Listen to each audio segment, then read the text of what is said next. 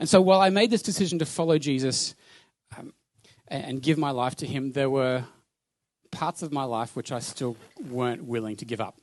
There were some things which I was holding on to which I wasn't ready to let him have. And so, look, by all outward accounts, I was a pretty good kid. I'm not... Ask Mum, she'll tell you that, but that's Mum's job. But I got citizenship awards at school. I was involved in my church. I was doing all these things which, to the outward person, you'd say, "Hey, that looks pretty good. He's a good young Adventist man, good follower of Jesus." But they only saw the outside. They didn't see the inside, and they didn't see the little secrets that I had that nobody else knew about. And one of those secrets started when I was about 14, and it sunk its claws in so deep that it was really hard for me to let go of it. I can blame my brother for this, but I can't really. He was just the gateway. One evening he was with one of his friends, and this is back in the day where computers had to be attached to the wall and couldn't walk around anywhere. And to get on the internet, you had to go through a whole series of processes to connect. And we're in the study, and they're on the internet, and they started looking at pornography. And I was like, "Whoa, man, I don't know what you guys are doing, but that's not right." But yet I couldn't look away. And I sat there uncomfortable, yet unable to move, knowing it wasn't right, yet also wanting to look. And that began slowly, opened the door for something to me that I knew was wrong, I knew I shouldn't be getting into, I knew I shouldn't be looking at, but at the same time, I couldn't stop. And here's the irony. I love Jesus, and I was following him as best as I could. And I would still pray. I was still reading my Bible. But at the same time, I had this alternate lifestyle happening, which I just couldn't seem to shake. And if you've been in that space, you know what it's like. You know that as hard as you try, you just can't seem to flick this and get rid of it. And I would look at things and I would just get sucked in and afterwards I'd just feel just like nothing, like a piece of dirt, and this sense of deep shame and regret would just hang over me, and I'd sit in that for a few days and I'd pray and I'd say, "Oh God, I'm so sorry. I know I shouldn't do that. Please help me next time. Give me the strength not to fall into this again and not to do it." And while I prayed for those things, God did give doors for me to escape. I saw them as interruptions.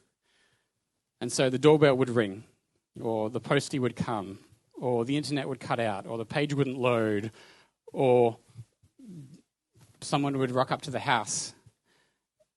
And I'd be like, "Oh, that's not good timing."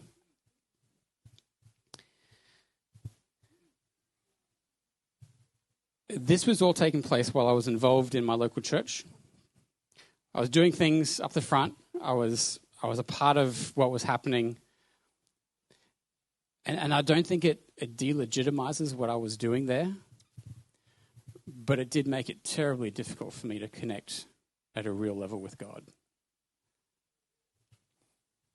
I was grateful for a church community that while they didn't know what I was struggling with, they didn't know what I was doing behind closed doors, they still provided a place for me to be myself, even though I didn't always feel like I should be there. And that was really crucial for me. Fortunately, God is incredibly patient, and God is incredibly good.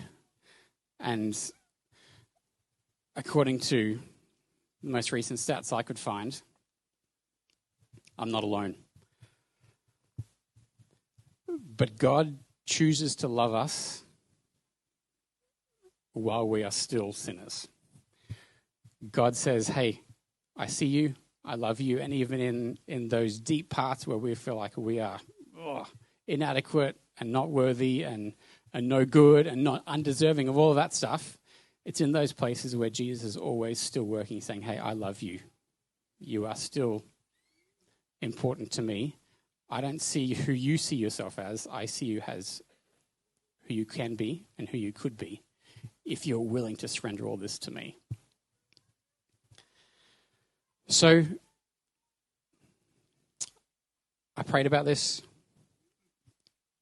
I struggled with this for a number of years, and nothing seemed to help. And then I met someone. She was a teacher at North Pine Christian College. I was there doing a little talk, and I met her, and we started to spend a bit of time together, and pretty soon realized that Julie was pretty special, and if this was going to go somewhere, I can't bring my addiction into this relationship. And there's a verse in Scripture where it says, all who do evil hate the light and refuse to go near it for fear their sins will be exposed.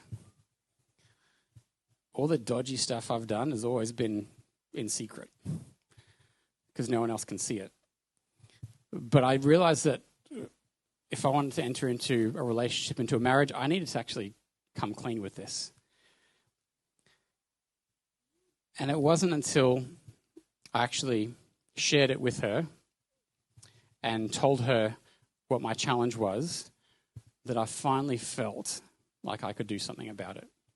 It's funny how things we keep private, we can rationalize away, we can justify, we can do all these things about it, we can pray about it, but I think God gives us community, God gives us people, he shows his patience through those people so that when we are willing to actually surrender it and bring it into the light and share it with someone, all of a sudden there's a whole nother level of accountability. There's a whole nother level of openness, and truth spoken is a really powerful thing. So with this now out in the open, I was accountable, and through support and prayer and no longer seeing interruptions as interruptions, I saw them as doorways to escape and flee and get out of that space. I started taking them, and I give God all the glory for what he's able to do when we're willing to coordinate, work, surrender, submit to him. He was patient with me. He loved me. He provided people around me to help me with that. And so this verse has always, I guess we read it and understand it, but it's always meant something a little bit different to me. Whatever you eat or drink or do it all for the glory of God. I expand that to whether you play, whether you relax, whether you're working, whether you're studying, whether you're scrolling, whether you're watching, whether you're listening, whatever you're doing, do it all for God's glory. Do it in a way that brings him the praise that he is due, because he is good and he is patient and he is loving and he is kind.